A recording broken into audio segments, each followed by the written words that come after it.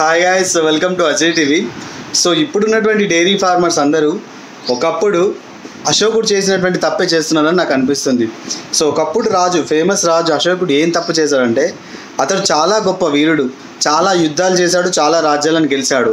ఆ యుద్ధాల వల్ల జరిగినటువంటి రక్తపాతాన్ని చూసి ఇక జీవితంలో యుద్ధం చేసుకోవద్దని నిర్ణయించుకొని యుద్ధాన్ని ఆపేశాడు. ప్రపంచాన్నింతటికి శాంతి మంత్రాన్ని పాటించాడు.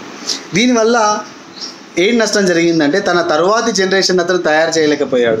తద్వారా ఏమైందంటే, అశోకుడు ఉన్నంతకాలం పక్క రాజ్యాలు సైలెంట్గా ఉన్నాయి. ఎప్పుడైతే అశోకుడు మరణించాడో వాళ్ళని అటాక్ చేసి ఆ రాజ్యం లేకుండానే అయిపోయింది. ఇప్పుడు డైరీ ఫార్మర్స్ చేస్తున్నటువంటి తప్పేంటంటే, వాళ్ళ దగ్గర ఉన్నటువంటి గేదెలు అంటే అశోక రాజు లాంటి బలవంతంగా ఉన్నటువంటి గేదెలు అన్నమాట, అవి చాలా మంచి పాలన ఇస్తాయి.